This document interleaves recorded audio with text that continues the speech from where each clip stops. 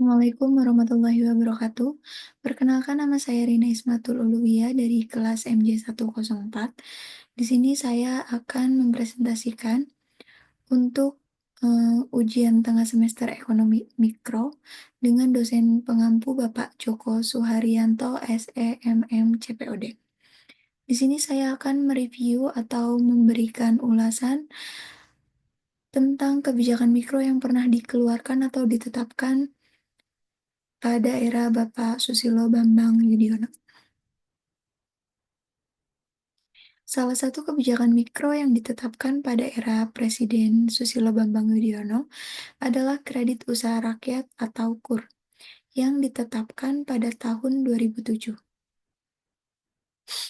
Tujuan kebijakan KUR sendiri adalah program yang bertujuan untuk memberikan akses pembiayaan dengan bunga rendah dan persyaratan yang lebih mudah bagi usaha mikro, kecil, dan menengah atau UMKM.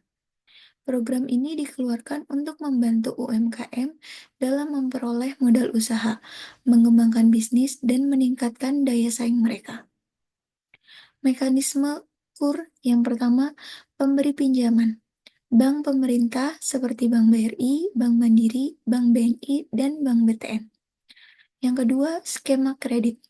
Kredit diberikan tanpa jaminan untuk jumlah tertentu, misalnya lebih dari 50 juta. Bunga rendah karena disubsidi oleh pemerintah. Yang ketiga, penerima. Penerima sendiri adalah UMKM yang layak tetapi belum memenuhi syarat pinjaman bank reguler. Dampak positif KUR. Yang pertama, mendukung pertumbuhan UMKM. Memberikan akses pembiayaan bagi UMKM yang sebelumnya sulit mendapatkan pinjaman dari bank. Membantu UMKM untuk berkembang dan meningkatkan skala usahanya. Dampak positif yang kedua yaitu menyerap tenaga kerja. Dengan pengembangan UMKM, lebih banyak lapangan pekerjaan tercipta di berbagai sektor. Mengurangi tingkat pengangguran, terutama di pedesaan. Dampak positif yang ketiga yaitu meningkatkan inklusi keuangan. Membantu masyarakat yang belum memiliki akses ke layanan keuangan formal untuk terhubung dengan bank. Memperkenalkan manajemen keuangan yang lebih baik kepada UMKM. Dampak positif yang keempat yaitu meningkatkan pertumbuhan ekonomi lokal dan nasional. UMKM yang berkembang memberikan kontribusi signifikan terhadap produk domestik bruto atau PDB.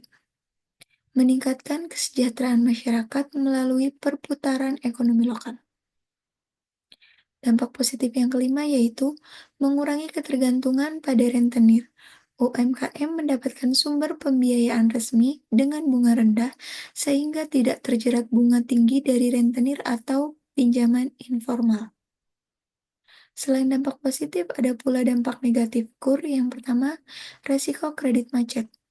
Karena sebagian penerima KUR tidak memiliki pengalaman atau kelayakan manajemen keuangan.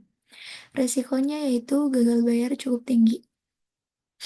Hal ini dapat membebani bank pemberi pinjaman. Dampak negatif yang kedua yaitu ketergantungan pada subsidi pemerintah. Keberlanjutan program bergantung pada alokasi subsidi bunga dari pemerintah yang dapat terganggu oleh perubahan kebijakan atau kondisi ekonomi. Dampak negatif yang ketiga yaitu moral hazard atau penyalahgunaan pinjaman. Ada penerima KUR yang menggunakan dana untuk bertujuan konsumtif, bukan untuk usaha produktif. Penyalahgunaan ini dapat menghambat pemanfaatan program secara keseluruhan. Dampak negatif yang keempat yaitu pengelolaan dan pengawasan yang belum maksimal. Kurangnya pengawasan menyeluruh dapat menyebabkan penyimpangan dalam pelaksanaan KUR, termasuk korupsi atau penyelewengan dana. Tantangan dan peluang KUR. Tantangan yaitu potensi kredit macet karena resiko tinggi. Yang kedua, ketergantungan pada subsidi pemerintah. Peluangnya yaitu digitalisasi KUR untuk menjangkau lebih banyak UMKM. Yang kedua, kolaborasi dengan vintage untuk distribusi lebih luas. Kesimpulan dan penutup. KUR adalah bukti nyata komitmen Bapak Susilo Bambang Yudhoyono dalam mendorong pertumbuhan UMKM. Melalui KUR, pemerintah membangun fondasi ekonomi berbasis rakyat. Mari kita dukung UMKM untuk masa depan ekonomi Indonesia yang lebih baik. Terima kasih. Apabila ada kesalahan, saya mohon maaf. Wabillahi taufiq walhidayah. Wassalamualaikum warahmatullahi wabarakatuh.